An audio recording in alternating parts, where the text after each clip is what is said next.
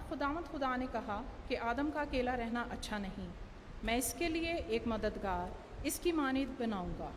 اور خداوند خدا نے کل دشتی جانور اور ہوا کے کل پرندے مٹی سے بنائے اور ان کو آدم کے پاس لایا کہ دیکھے کہ وہ ان کے کیا نام رکھتا ہے۔ اور آدم نے جس جانور کو جو کہا وہی اس کا نام ٹھہرا۔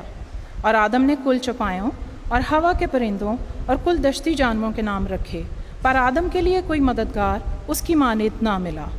اور خداوند خدا نے آدم پر گہری نیند بھیجی اور وہ سو گیا، اور اس نے اس کی پسلیوں میں سے ایک کو نکال لیا اور اس کی جگہ گوشت بھر دیا۔ اور خداوند خدا اس پسلی سے جو اس نے آدم میں سے نکالی تھی ایک عورت بنا کر اسے آدم کے پاس لایا، اور آدم نے کہا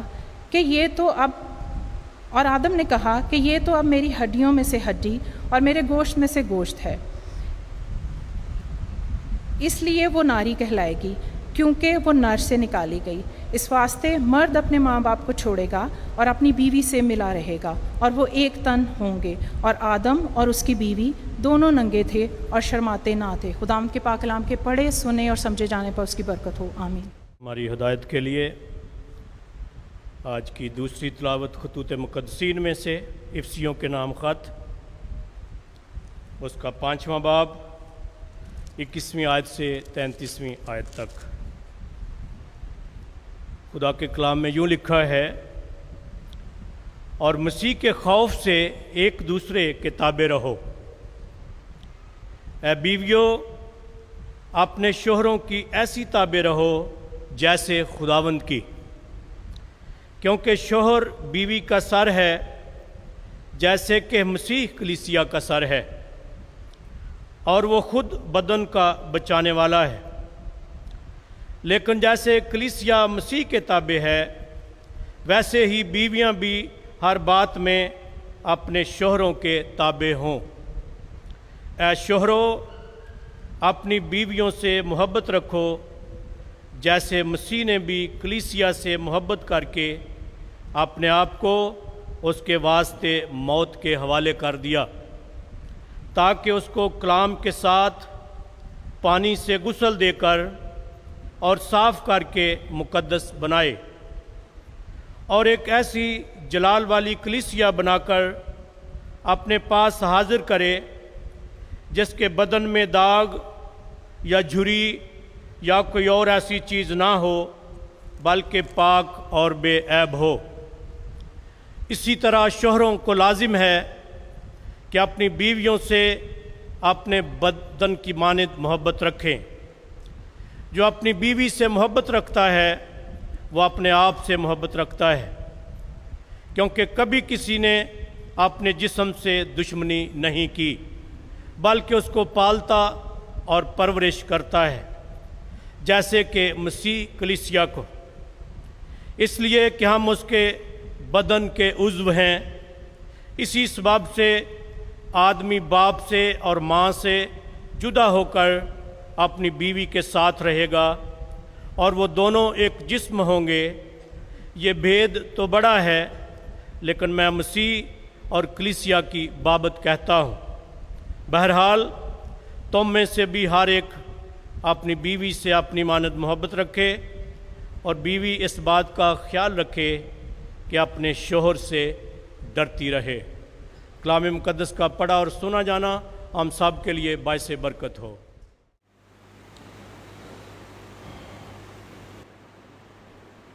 آج دنیا بھر میں ایک خاص دن منایا جا رہا ہے۔ کوئی بتا سکتا ہے کہ کون سا دن ہے؟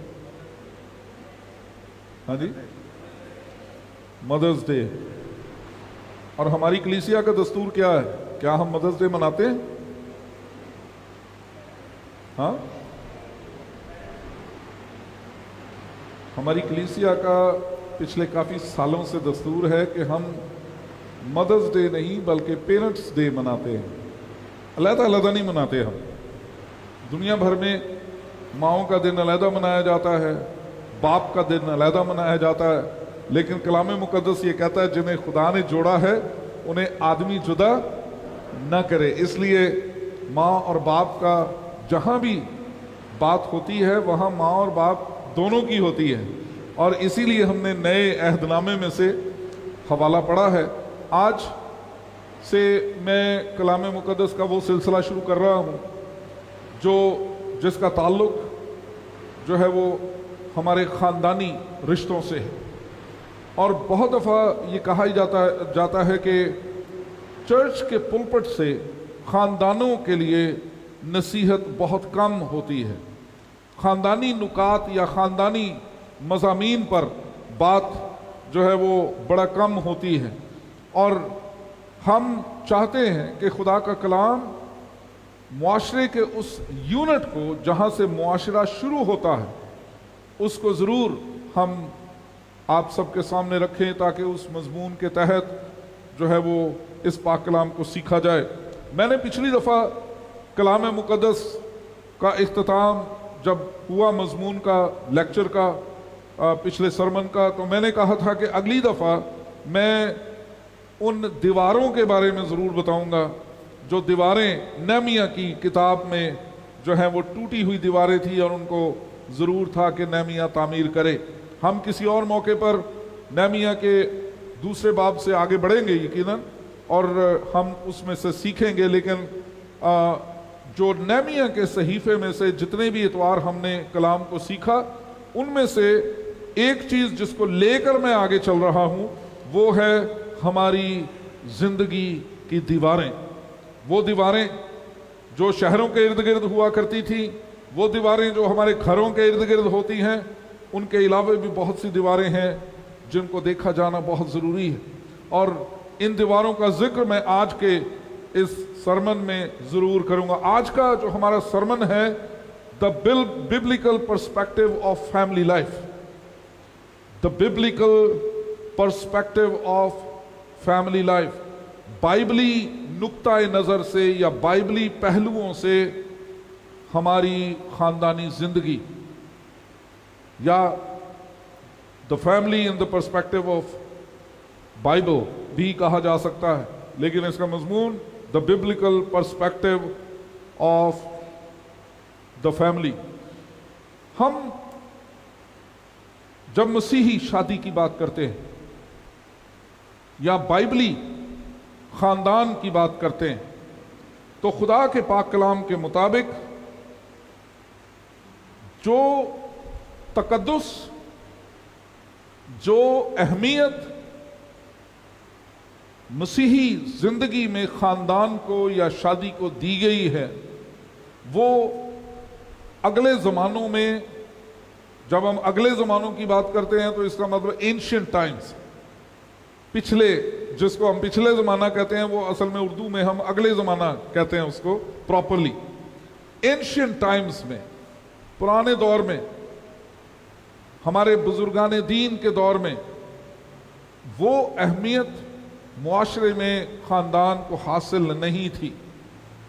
آج جب ہم بائبلی نقطۂ نگاہ سے شادی کو دیکھتے ہیں تو یہودی روایات، یہودی صحائف، جب میں یہودی صحائف کی بات کر رہا ہوں تو میں پرانے عہد نامے کی بات کر رہا ہوں، توریت سے لے کر ملاکی نبی تک یہ یہودی بائبل کہلاتی ہے، یہ یہودی صحائف کہلاتے ہیں۔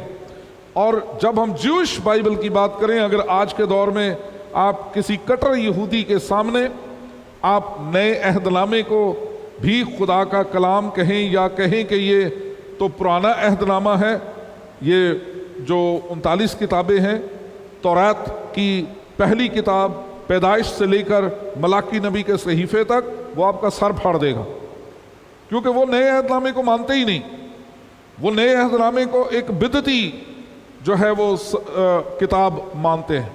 وہ کہتے ہیں کہ یسوع جو ہے وہ مسیحا نہیں تھا، وہ ایک ایسا شخص تھا جس نے مسیح ہونے کا دعویٰ کیا، یہودیوں سے زیادہ ہمارے خلاف، وہ شاید مسلمانوں سے بھی زیادہ خلاف ہے ہمارے۔ اور مسلمان بیچارے اس بات سے نابلد، اس بات سے واقف نہیں ہیں کہ وہ بائبل کو کہتے ہیں جی بائبل بدل گئی ہے۔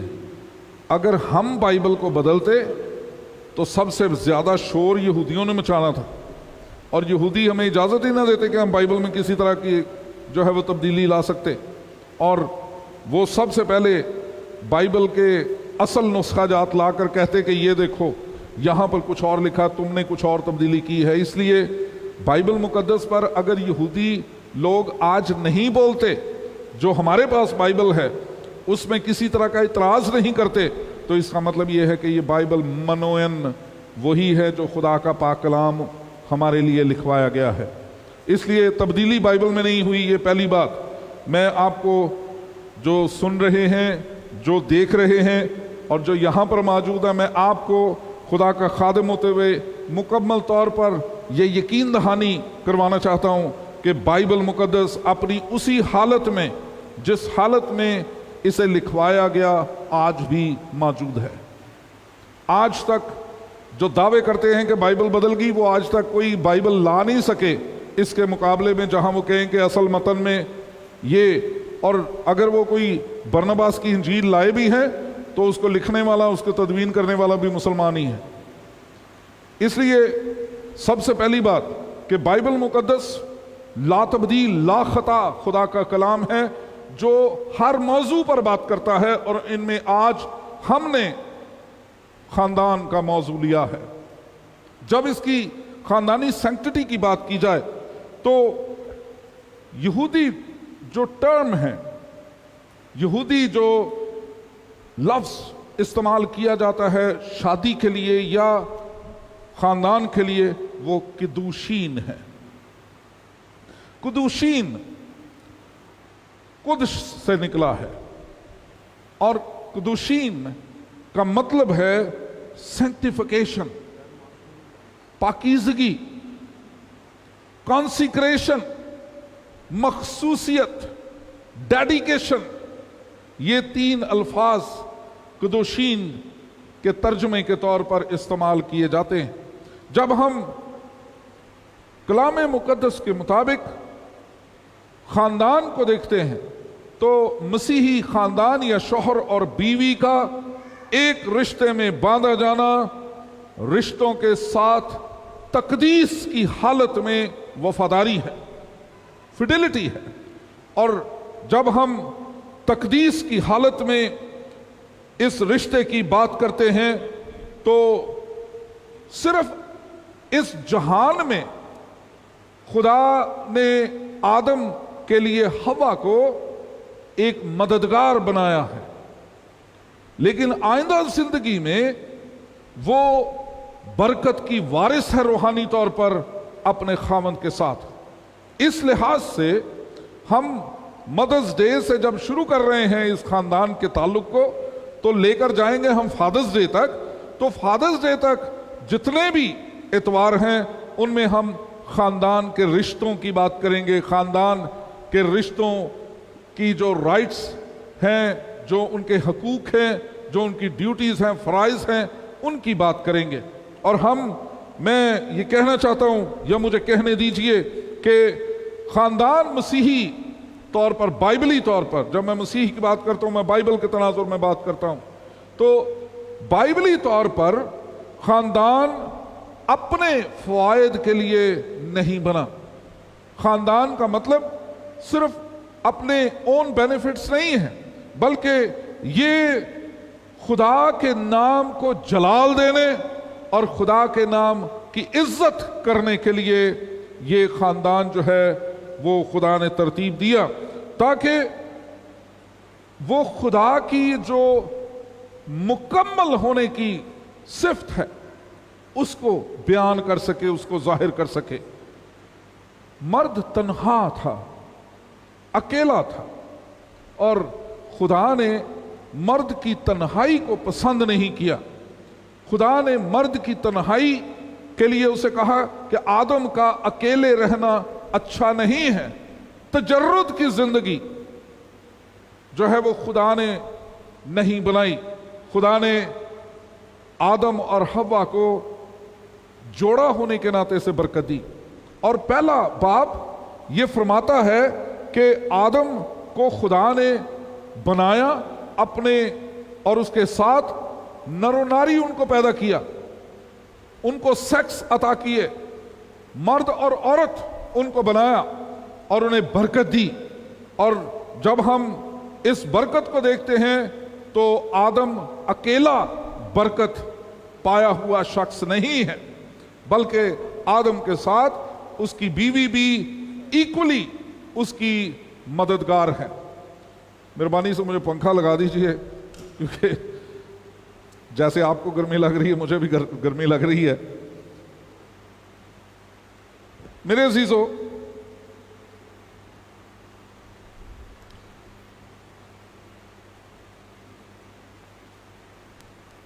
شادی کا یہ بندھن، مہربانی سے مدد کریں جی پنکھا لگانے میں ذرا، ہے لگ گیا؟ Thank you. شاید میڈیا ٹیم سمجھتی ہے کہ یہاں پہ اے سی لگا ہوا ہے.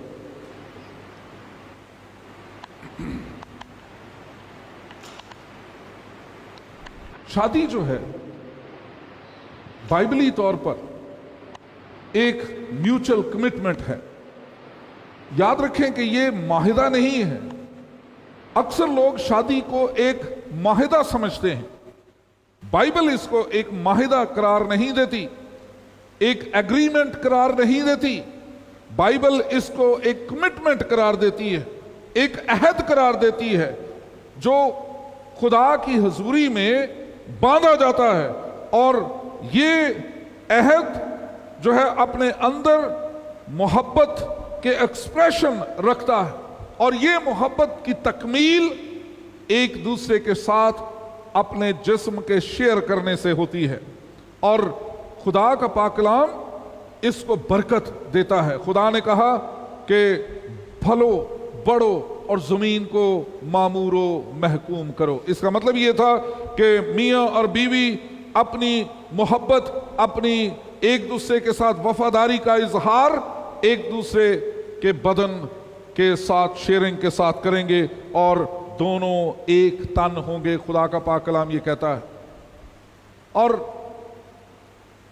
جب خداوند نے ابراہیم کو بیوی کی نعمت دی تو خدا ابراہیم کو سب سے پہلے اس کی ضرورت کا احساس دلانا چاہتا تھا. خدا اسے احساس دلانا چاہتا تھا کہ جو عورت ہے وہ محض کوئی گری پڑی چیز نہیں ہے جسے اٹھا کر خدا نے آدم کو دے دیا، بلکہ عورت کی اہمیت کو آدم پر واضح کرنا چاہتا تھا. اور جب ہم رشتوں کی بنیاد کو دیکھیں، میں نے آج مدرس ڈے پر خاندان کے ذکر کو کیوں چھیڑا ہے، اس کی وجہ یہ ہے کہ رشتوں کی بنیاد ماں نہیں ہے، رشتوں کی بنیاد بیوی ہے. رشتوں کا آغاز بیوی ہے یا خامند ہے، اس کے بعد سارے رشتے شروع ہوتے ہیں. اور ہم اسی لیے مدرس ڈے سے شروع کر کے فادرز ڈے تک پورے خاندانی نظام کو بائبل کی روشنی میں دیکھنا چاہتے ہیں. خداوند کا پاک کلام یہ بات بتاتا ہے کہ خداوند خدا کا خاندان کے لیے، شادی کے بندھن کے لیے جو ایک منصوبہ ہے وہ لائف لانگ منصوبہ ہے، لائف لانگ کمٹمنٹ ہے، تا عمر چلتی سانسوں تک کمٹمنٹ ہے. اور خداوند کا پاک کلام اس کمٹمنٹ کو مکمل طور پر واضح کرتا ہے. خداوند کے پاک کلام میں لکھا ہے کہ خدا نے جب یہ کہا کہ آدم کا اکیلے رہنا اچھا نہیں، تو اگلی ہی آیت جو ہے وہ یہ کہتی ہے کہ اور خداوند خدا نے کل دشتی جانور اور ہوا کے کل پرندے مٹی سے بنائے اور ان کو آدم کے پاس لایا. یہ تفصیل ہے پہلے باب کی 27ویں آیت کی اور 28ویں آیت کی، جہاں لکھا ہے خدا نے اسی دن میں جانداروں کو بنایا، پھر آدم اور ہوا کو بنایا. اور یہاں پر اس کی تفصیل یہ ہے کہ یہ اس فیصلے کے بعد جانداروں کو بنا کر خدا اس کے پاس لایا، اور اس لیے لایا کہ دیکھے کہ آدم اس کے جو ہے وہ کیا نام رکھتا ہے. اب ایک تصویر ہمارے سامنے پرانا عہد نامہ، عہد عتیق، توریت کی پہلی کتاب ہمارے سامنے لاتی ہے.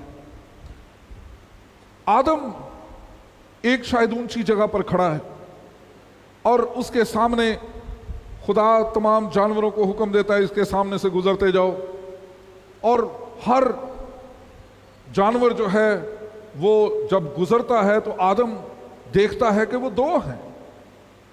اگر ہاتھی آیا تو وہ بھی اکیلا نہیں ہے، اس کے ساتھ اس کی مادہ موجود ہے۔ اگر شیر آیا ہے تو شیر اکیلا نہیں آیا، اس کے ساتھ اس کی مادہ موجود ہے۔ ہر جانور اگر نر آتا ہے تو اس کے ساتھ ایک اسی طرح کی تھوڑی سمارٹ سی مادہ جو ہے وہ موجود ہے۔ شام تک یہ معمول کی چیز تھی۔ مقدس آدم شام تک ہر ایک کے نام رکھتے رہے۔ بہت بڑی وکیبلری میں سمجھتا ہوں خدا نے آدم کو دی کہ اس نے دنیا بھر کے جانوروں کے نام رکھے، اور شاید اس میں کئی دن گزر گئے ہوں گے، لیکن ہر دفعہ جب پسینے میں لپٹا ہوا آدم، جب جو ہے وہ تھکا ماندہ آدم، جب اس کام سے فارغ ہو کر وہ اپنے آپ کو دیکھتا ہے تو ڈھونڈتا ہے کہ میرے ساتھ دوسرا کہاں ہے میرے جیسا، اور یوں اسے اس ضرورت کا احساس ہوا۔ سارے اپنے نر اور مادہ کے جوڑے میں دو دو موجود ہیں، لیکن آدم اکیلا ہے، اور اس بات نے آدم کے اندر یہ خواہش پیدا کی کہ میں اکیلا کیوں ہوں۔ یہ سوال پیدا کر دیا ہوگا، اور یہ وہ سوال تھا جہاں اسے ضرورت کا احساس ہوا۔ آج ہم اپنے بچوں کو جو جاب نہیں کرتے، جو آوارہ گردی کرتے ہیں، جو ابھی اس قابل نہیں ہوتے کہ وہ خاندان کی ذمہ داریوں کو اٹھا سکے، ہم انہیں کہتے ہیں اس کی شادی کر دو، یہ ٹھیک ہو جائے گا۔ اور جب ایک عورت جس کو ٹھیک کرنے کے لیے لایا جاتا ہے اس کے شادی کر کے، جب وہ اس کو ٹھیک کر دیتی ہے تو پھر ہمارا گلہ یہ ہوتا ہے کہ اس نے اس پر جادو کر دیا ہے، اس نے اپنے ماں باپ سے علیحدہ کر دیا اسے۔ خوش ہم کسی حالت میں نہیں، لیکن میرے عزیزو، ایک شخص جو سمجھتا ہی نہیں کہ اس کی خاندانی ذمہ داریاں کیا ہیں، ان ذمہ داریوں کو اٹھانے کے لیے وہ تیار نہیں، بائبل کا یہ پہلو ہم پر واضح کرتا ہے کہ خاندانی ذمہ داری کوئی گری پڑی چیز نہیں ہے، شادی کوئی ایسی چیز نہیں ہے جسے بس راہ چلتے کر لیا جائے۔ شادی ایک باقاعدہ طور پر سوچ سمجھ کر ذمہ داری لینے کا نام ہے، جو ہر ایک مرد کو اپنی بیوی کے لیے لینا ہے۔ اس کے ساتھ بائبل مقدس آگے چل کر یہ بتاتی ہے کہ جب آدم نے کل چوپایوں اور جانوروں کے نام رکھے، اور پھر لکھا ہے پر آدم کے لیے کوئی مددگار نہ تھا۔ یہ آیت میرے اس موقف کو وزن دیتی ہے کہ آدم کو ضرورت کا احساس ہو گیا، آدم کو اپنے اندر کمی کا احساس ہوا کہ میرے اندر یہ کمی موجود ہے کہ میں اکیلا ہوں۔ اور خدا پاک کلام میں یہ کہتا ہے، اور خدا نے آدم پر گہری نیند بھیجی۔ خدا نے اسے ایک ایسی حالت میں جانے دیا جہاں وہ یہ اس تفصیل کو نہیں دیکھ سکتا تھا، لیکن کلام مقدس نے اس تفصیل کو لکھوایا آدم کے لیے، آدم کی اولاد کے لیے، کہ عورت جو ہے وہ ایک فالتو چیز نہیں ہے جسے سٹور ہاؤس میں سے نکال کر خدا نے دے دیا، اچھا ٹھیک ہے یہ آدم کو خوش کرنے کے لیے یہ عورت لے لو۔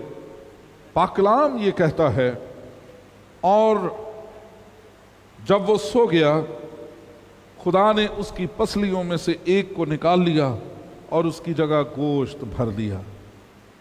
آدم کو خدا نے ادھر ادھر کسی جانور سے نہیں لیا، آدم کو خدا نے کسی اور جگہ سے نہیں لیا، آدم کو کی بیوی ہوا کو آدم کے بدن میں سے نکالا گیا، اس کے پسلی کو لے لیا۔ اور پسلی کے لیے جو لفظ عبرانی میں استعمال ہوتا ہے وہ پہلو کے کمرے یا پہلو کا گوشت کہا گیا ہے، سائیڈ رومز۔ اور سائیڈ روم وہ ہے جہاں جب ہم اس ٹرم کو دیکھیں دنیاوی نظر میں تو سائیڈ روم ہر شخص کے لیے آفس کے ساتھ بنایا جاتا ہے. اگر آپ پرانے آفیسز کو دیکھیں تو ہر آفس کے ساتھ ایک سائیڈ روم ہوتا ہے, اور سائیڈ روم اس لیے ہوتا ہے تاکہ آفیسر جب اپنے کام سے تھک جائے تو سائیڈ روم میں جا کر آرام پائے, تھوڑا ریلیکس ہو. سائیڈ روم سے جو پہلو کا تعلق استعاراتی طور پر یہاں پر نکالا گیا ہے, اس کا مطلب یہ ہے کہ خدا اس کے پہلو سے ایک ایسی ہستی کو نکال رہا ہے جس میں وہ تسلی پائے گا, جس کے ساتھ وہ اطمینان پائے گا, جس کے ساتھ وہ اپنے بوجھ شیئر کر سکے گا. اور یہاں خدا نے آدم کی پسلی سے لے کر ایک پسلی سے اس کو عورت بنایا, اور اسے لکھا ہے کہ ایک عورت بنا کر اسے آدم کے پاس لایا.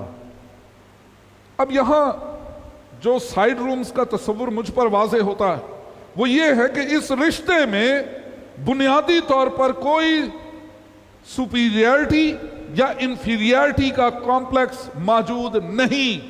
بائبلی نقطہ نگاہ سے اپنے آپ کو اعلیٰ یا عرفہ سمجھنے کا یا دوسرے کو نیچ سمجھنے کا کوئی تصور بائبلی نقطہ نگاہ سے شادی میں موجود نہیں ہے جو خدا نے یہ رشتہ بنایا ہے.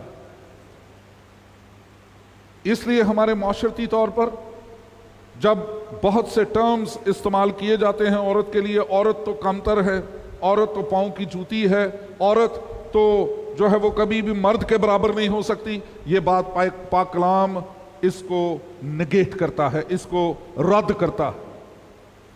وہاں عورت کو مرد کی برابری میں لایا گیا ہے, اس کے پہلو میں سے اسے نکالا گیا ہے.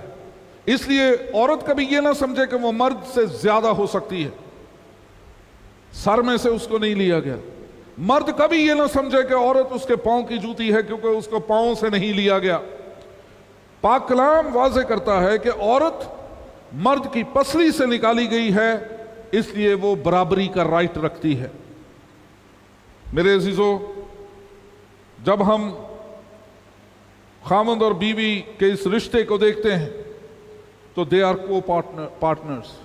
ہر ایک بات میں وہ ایک دوسرے کے برابر کے مددگار ہیں. میں ایک مددگار اس کی مانند بناؤں گا. وہ ہر بات میں, یہاں کمتر نہیں لکھا, یہاں پر خداوند خدا کا پاک کلام کہتا ہے کہ خداوند نے کہا کہ میں آدم کے لیے ایک مددگار اس کی مانند بناؤں گا. اگر ہمارا انٹلیکچوئل لیول جو ہے مردوں کا ہائی ہے تو عورتوں کا انٹلیکچوئل لیول بھی خدا نے ہائی رکھا ہے. خدا نے عورت کو بھی مرد کی مانند محنت کرنا سکھایا ہے.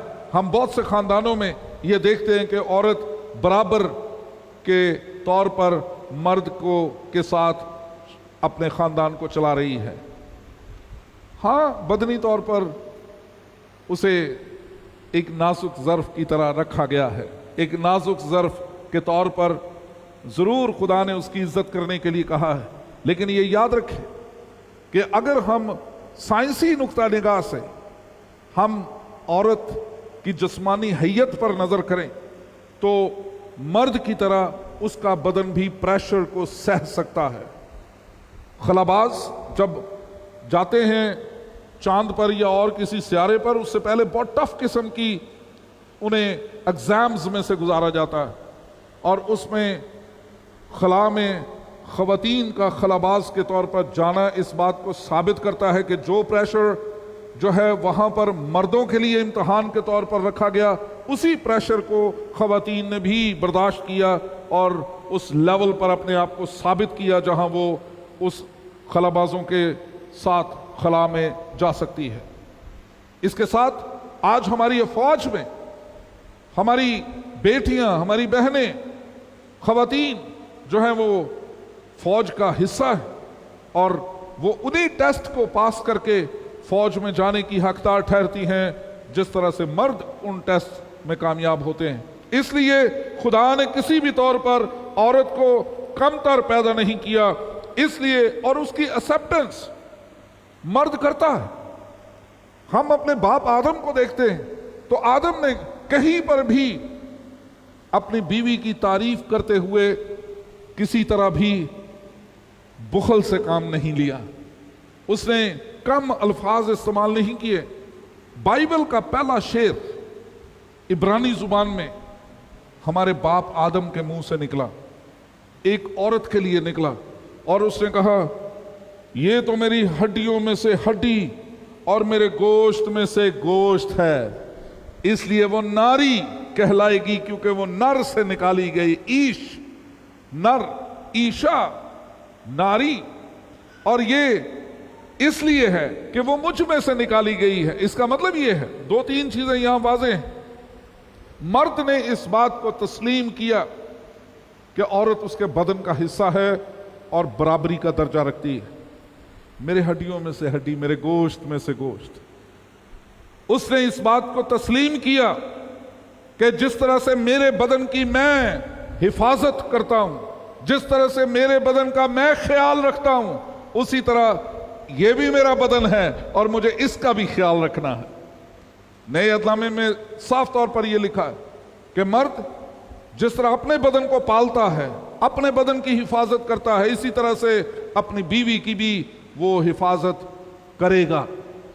میرے عزیزو, لوگ کہتے ہیں کہ پادری صاحب آپ نے کہا کہ برابری کا درجہ رکھتے ہیں, تو پھر پیدائش کی 30 باب کی 16ویں آیت کیوں لکھی ہے کہ وہ تجھ پر حاکم ہوگا؟ جی ہاں, یہ گناہ کے نتیجے میں نسل آدم پر ایک لعنت ہے. خدا نے یہ حکم نہیں دیا کہ اس کا ارادہ یہی ہے کہ مرد حاکمیت رکھے. یہ گناہ کا نتیجہ ہے. اور جب ہم مسیحی ہو جاتے ہیں, جب ہم خدا کے راستے پر چلنے لگتے ہیں, تو پھر ہم پرانے مخلوق نہیں رہتے جو گناہ میں زندگی بسر کرتے ہیں. گناہ میں گرنے والے لوگوں کی یہ سزا تھی, لیکن جب لوگ مسیح کو قبول کر لیتے ہیں تو ان کی زندگی تبدیل ہو جاتی ہے. وہ دوسرا آدم یسوع المسیح زندگی کو دوبارہ سے عدن کی زندگی میں لے آتا ہے, دوبارہ سے بحالی دے دیتا ہے. اس ٹوٹے ہوئے رشتے کو جو خدا کے ساتھ ہے اس کو دوبارہ سے جوڑ دیتا ہے, اور جو خدا میں رشتہ جڑ جاتا ہے اس کی برکتیں بحال ہو جاتی ہیں, اور خدا خاندانی طور پر یہ برکت دیتا ہے کہ ہم اپنی بیویوں کو کم تر نہ سمجھیں. مرد اپنے باپ آدم کے راستے پر چلتے ہوئے اپنی بیوی کو اپنا بدن سمجھتے ہوئے اس کی عزت کرے. یہ تو میری ہڈیوں میں سے ہڈی اور میرے گوشت میں سے گوشت ہے, اس لیے وہ ناری کہلائے گی کیونکہ نر میں سے نکالی گئی ہے. اگر ہم اپنی بیوی کو کمزور کہتے ہیں تو ہم اپنے آپ کو کمزور کہتے ہیں.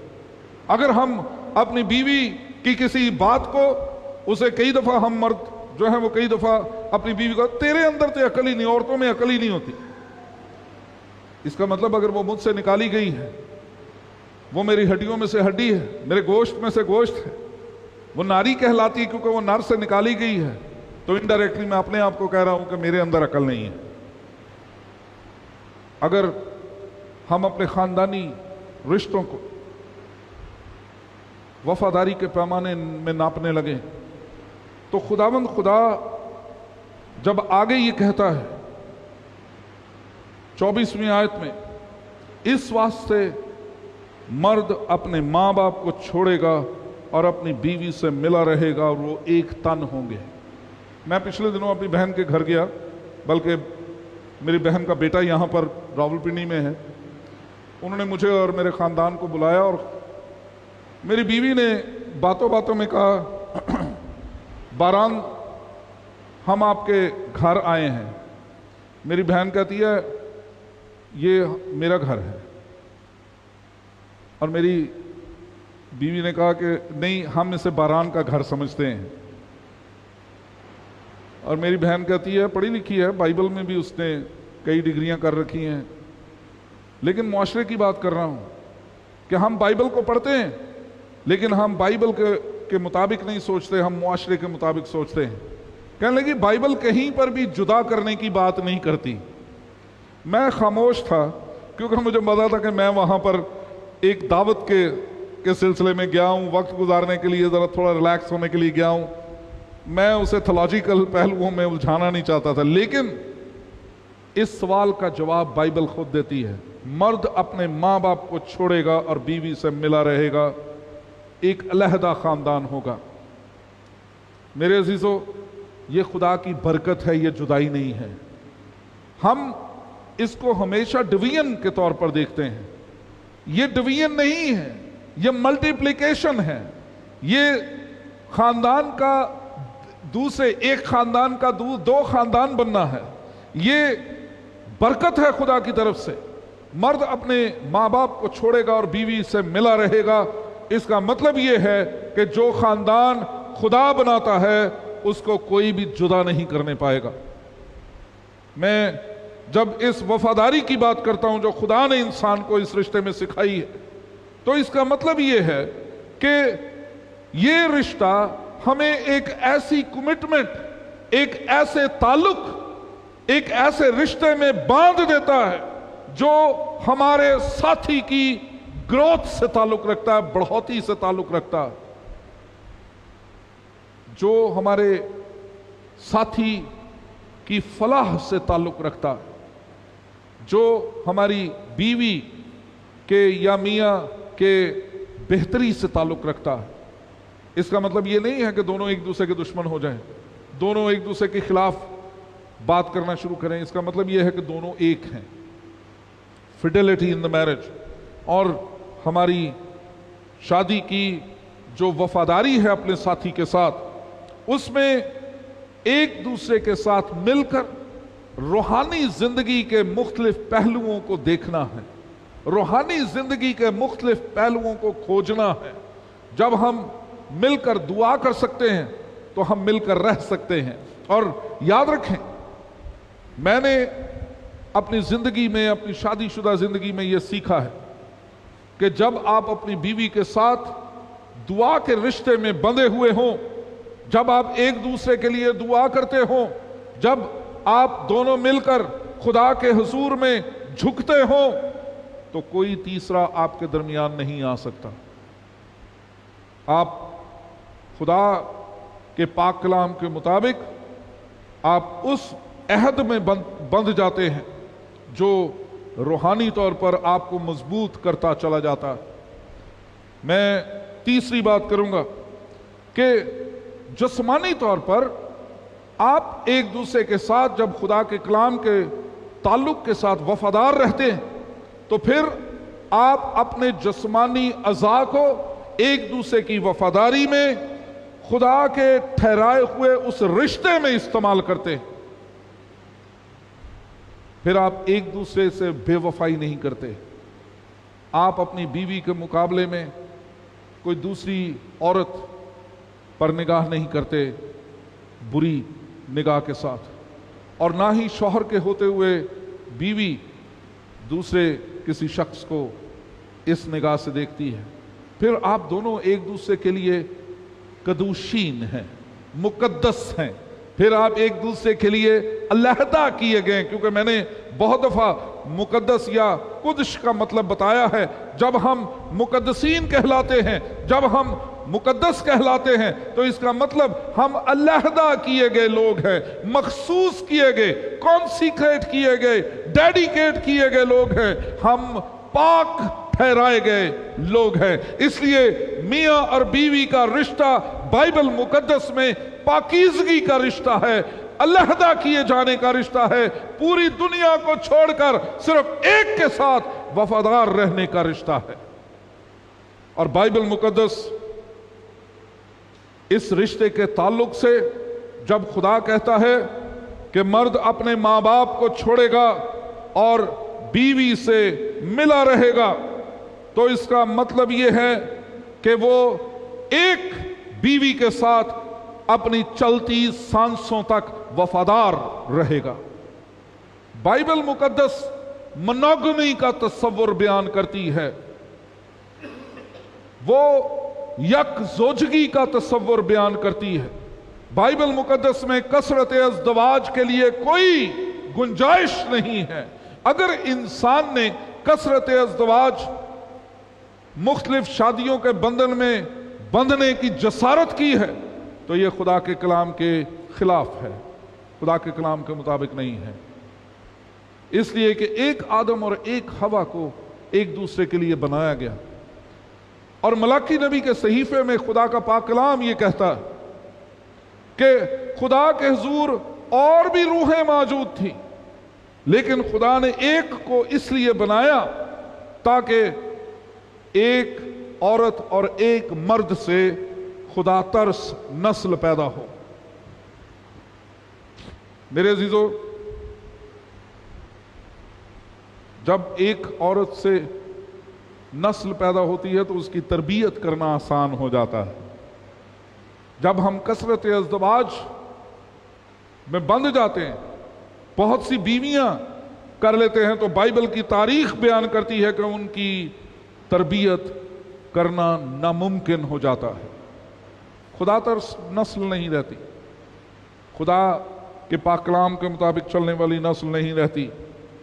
और शादी में वफादारी का ये तस्वुर जो बाइबल पेश करती है, इसका मतलब ये है कि मर्द औरत से और औरत मर्द से अपनी सांस, आखिरी सांस तक वफादार रहेगा या रहेगी और मोहब्बत के बंध में बंधे रहेंगे।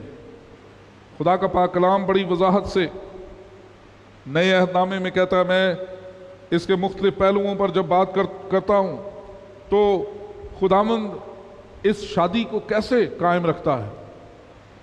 मैंने जो मेरी जिंदगी में खुदा ने मुझे तजर्बा दिया वो ये था कि मसीह के खौफ से एक दूसरे की ताबे रहो, ताबेदारी करो। मसीह के खौफ में जब हम कंप्लीट फैमिली को देखते हैं, याद रखें ये एक ट्रायंगल है, 3 एंगल हैं इसके। इस ट्रायंगल में सबसे ऊपर खुदा है और फिर मियां और बीवी एक दूसरे के बराबर हैं। ये मुकम्मल खानदान है। बच्चे अजाफी नेमत हैं, बच्चे खुदा की बरकत हैं, लेकिन खानदान की तकमील खुदा, मियां और बीवी के मौजूद होने से हो जाती है। इसलिए जब खुदा दरमियान में मौजूद है तो फिर हम एक दूसरे की ताबेदारी के लिए भी तैयार हो जाते हैं, हम एक दूसरे के साथ वफादारी के लिए तैयार हो जाते हैं और फिर हम खुदा के कलाम के मुताबिक इस रिश्ते को मसीह और उसकी कलीसिया के दरमियान रिश्ते के ताल्लुक से देखते हैं। जैसे मसीह कलीसिया का सर है, उसी तरह मर्द या शौहर बीवी का सर है। और मुझे एक शख्स ने कहा, उसने कहा जी बात यह है कि शौहर सर है तो बीवी सर के बाद कौन सा जिस्म का हिस्सा आता है? मैंने कहा गर्दन। उसने कहा बीवी फिर गर्दन है। और मैंने कहा जी आप खुश क्यों इतने? कहता है जी बात यह है कि सर ने तो उधर ही मुड़ना है जिधर गर्दन मुड़ेगी। इसलिए अगर कोई शौहर अपनी बीवी की मानता है तो कोई बात नहीं, गर्दन तो जिधर मुड़ेगी सर ने भी उधर मुड़ जाना है। सो ये बात जो है वो मजाक से कही गई, लेकिन ये रिश्ता टूट नहीं सकता। मर्द सर है तो बीवी उसकी मददगार है, और मददगार होने के नाते से कोई काम जो है मर्द औरत के बगैर नहीं कर सकता। अपनी अपनी जिम्मेदारियां, लेकिन सपोर्ट बहुत जरूरी है। आज जब हम यीशु अल मसीह को देखते हैं तो कलीसिया बगैर मसीह के कुछ नहीं है। और अगर खुदावंद यीशु अल मसीह को इस जहान में कोई काम करना है तो कलीसिया उसकी आला कार है। कलीसिया वो इंस्ट्रूमेंट है जिसके वसीले से खुदावंद यीशु अल मसीह अपनी मर्जी इस दुनिया में पूरी करते हैं। और अगर मर्द अपने खानदान में اپنے بچوں پر جو ہے وہ ہیڈ آف دی فیملی ہے اور وہ اپنے احکامات کو چاہتا ہے کہ وہ خاندان میں پورے ہوں، تو اس کے لیے اسے اپنی بیوی کی مدد کی ضرورت ہے۔ اسی طرح جیسے اس جہان میں خداوند یسوع المسیح کو تمام جہان کو خدا کی بادشاہی تک لانے کے لیے کلیسیا کی ضرورت ہے، اس لیے اس نے کلیسیا کو حکم دیا، جاؤ ساری خلق کے سامنے جا کر انجیل کی منادی کرو۔ اگر کلیسیا اس دنیا میں انجیل کی منادی نہیں کرے گی تو مسیح کی بادشاہی مکمل نہیں ہوگی۔ اس لیے جیسے مسیح اپنی کلیسیا کے وسیلے سے اپنی مقاصد کو پورے کرتا، اسی طرح سے شوہر اپنی بیوی کے وسیلے سے اپنے خاندان میں اپنے مقاصد کو پورا کرتا، اپنے معاشرے میں اپنے مقاصد کو پورا کرتا ہے۔ اس لیے میرے عزیزو، بائبل کے علاوہ عورت اور مرد کے میاں اور بیوی ہونے کے ناطے سے رشتے کو جتنی وضاحت بائبل دیتی ہے اتنی وضاحت کوئی اور دنیا کا مذہب نہیں دیتا۔ یہاں تک میں آخری جملے کے ساتھ اس بات کو مکمل کروں گا کہ مارٹن لوتھر نے کہا کہ اس رشتے سے علیحدہ ہونا مسیحت سے علیحدہ ہونا ہے۔ آگے چل کر ہم بات کریں گے، یہاں جو ہے وہ یسوع المسیح کی تعلیم یہ ہے کہ اس سبب سے آدمی باپ سے اور ماں سے جدا ہو کر اپنی بیوی کے ساتھ رہے گا اور وہ دونوں ایک جسم ہوں گے، اور مسیح کی تعلیم یہ ہے جنہیں خدا نے جوڑا ہے انہیں آدمی جدا نہ کرنے پائے۔ ہم اگلے ہفتے سے اسی کے ساتھ تعلق رکھتے ہوئے اگلے مضمون پر جائیں گے کہ کیا ذمہ داریاں خدا نے عورت اور مرد کی شوہر اور بیوی ہونے کے ناطے سے مقرر کی ہیں۔ ہم اس پر بات کریں گے، اور پھر اس مضمون کے تحت ہم طلاق کے موضوع کو بھی لے کر آئیں گے، اور طلاق کو بائبلی نقطہ نگاہ سے اور اس ہمارے پاکستانی قانون کے نقطہ نگاہ سے بھی میں بیان کرنا چاہوں گا کہ خدا کی مرضی کیا ہے۔ میرے عزیزو، آج کے کلام کے اختتام، اس عبادت کے اس موضوع کے اختتام پر میں صرف یہ کہنا چاہتا ہوں کہ جو روشنی، جو برکت خدا کا پاک کلام خاندانی زندگی میں ہمیں دیتا ہے وہ برکت کہیں اور نہیں ہے۔ جو خدا کی محبت ہمیں خاندانی زندگی میں خدا ہمیں ظاہر کرنے کے لیے بتاتا ہے وہ محبت کہیں اور نہیں مل سکتی، اس کی کوئی مثال کہیں اور نہیں مل سکتی۔ اس لیے اگر خاندانی طور پر برکت پانا چاہتے ہیں تو میرے عزیزو، مجھے اور آپ کو خدا کے پاس آنا ہوگا۔ میاں اور بیوی کے درمیان اختلافات، نظریاتی ڈیفرنسز، نظریاتی طور پر ایک دوسرے سے علیحدہ نقطہ نظر رکھنا، یہ بری بات نہیں ہے اور یہ غلط بھی نہیں ہے، یہ شادی شدہ زندگی میں صحت مندی کی علامت ہے۔ لیکن ایک دوسرے سے اختلاف کلام سے ہٹ کر جب رشتوں کے ٹوٹنے کی بنیاد بنتا ہے وہ خدا کے کلام کے خلاف ہے۔ ہمیں اپنی بات نہیں کرنی، ہمیں خدا کے کلام مقدس کی بات کرنی ہے، اور کلام مقدس ہمیں یہ کہتا ہے جنہیں خدا نے جوڑا ہے انہیں آدمی جدا نہ کرے۔ اور جب میں اور میرے دوسرے ہم خدمت بھائی، پادری صاحبان، فادر صاحبان اس رشتے کو ایک دوسرے کے ساتھ ہاتھ ملا کر میاں اور بیوی قرار دے دیتے ہیں تو خدا کا وہ فیصلہ مکمل ہو جاتا ہے کہ وہ دونوں ایک تن ہوں گے، دونوں ایک رشتے میں بن گئے ہیں، اور ان کو نہ وہ دونوں اور نہ ان کے خاندان، معاشرے کا کوئی فرد علیحدہ نہیں کر سکتا۔ ان کے علیحدہ کیے جانے کی ایک ہی گنجائش ہے اور وہ میں بعد میں چل کر بتاؤں گا، لیکن اس کے علاوہ کوئی اور نہیں۔